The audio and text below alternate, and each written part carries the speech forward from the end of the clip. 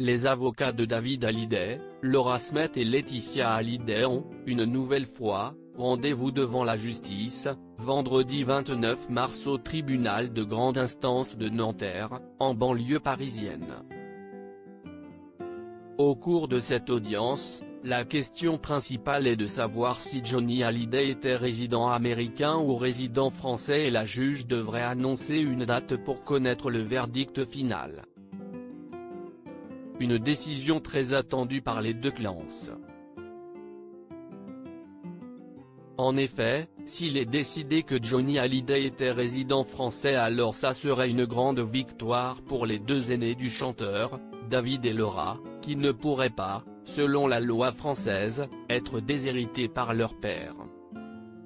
Au contraire, si la justice française considère que Johnny Hallyday était résident américain dans les dernières années de sa vie, alors la question de l'héritage du chanteur décédé le 5 décembre 2017 devra être réglée par la justice américaine.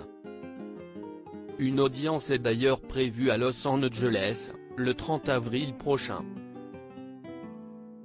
Selon la loi américaine, Johnny Hallyday était autorisé à déshériter ses deux plus grands enfants comme il l'a indiqué dans son dernier testament, rédigé à l'été 2014 aux États-Unis.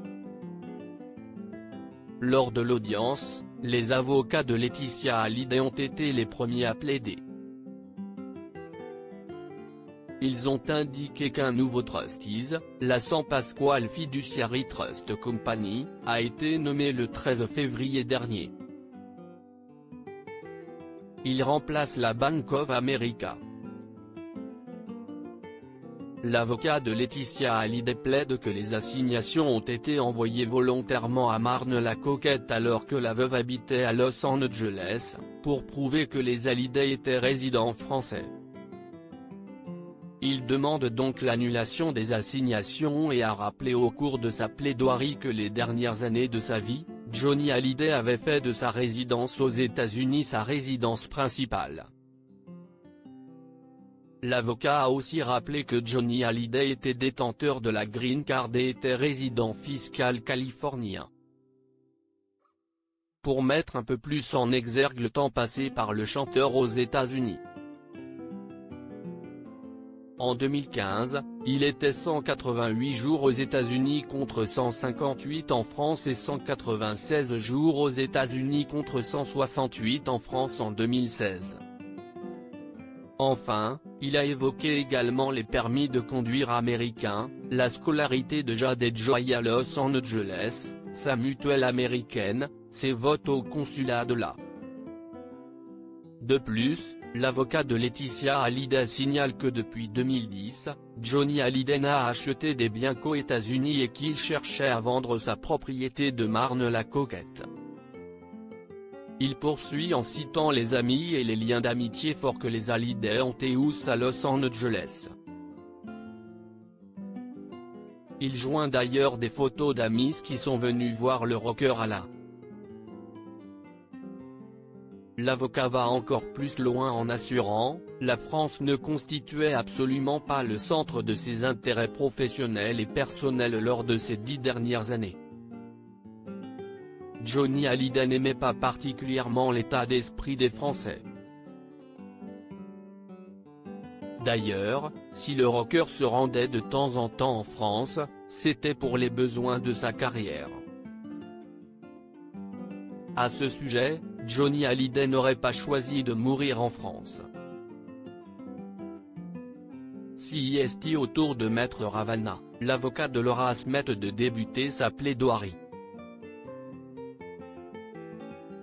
Il demande une décision avant le 30 avril, date d'une nouvelle audience aux États-Unis. Dès le début de l'audience, la juge a annoncé que le délibéré devrait être rendu le 28 mai. L'avocat s'appuie sur le fait que la nationalité du jour du décès de Johnny, c'était la nationalité française et uniquement française. Il tente de prouver que Johnny Hallyday était malgré tout très attaché à la France contrairement aux propos tenus par l'avocat de Laetitia. Il met en avant le fait qu'il n'y a aucun Américain dans la famille Hallyday et que 90% de ses ventes étaient réalisées en France. Si est désormais au tour de Maître Douvier, l'avocat de David, de s'exprimer. Pour lui, Johnny Hallyday était français jusqu'à son enterrement, mais on essaye de le faire devenir américain pour des besoins financiers. Maître Isabelle Fleuret, spécialiste des successions, prend la parole. Dans un article du Point cité par Maître Fleuret, Laetitia dit que Johnny Hallyday avait choisi de se faire enterrer en France depuis 10 ans. De plus, les tweets de Laetitia après les attentats de janvier 2015 sont lus. Elle y affirme alors son amour pour la France. Ces posts montrent que Laetitia et Johnny Hallyday sont très attachés à la France, aussi bien dans les moments heureux, comme la Coupe du Monde, que dans les moments tristes, comme les attentats, indique Maître Fleuret. Elle tente également de prouver que la maison de Marne-la-Coquette était la résidence principale de Johnny Hallyday. Après 3 heures d'audience, la juge annonce que le délibéré sera rendu le 28 mai à 13h30. Suivez le live tweet de notre reporter, Arthur Blanquet.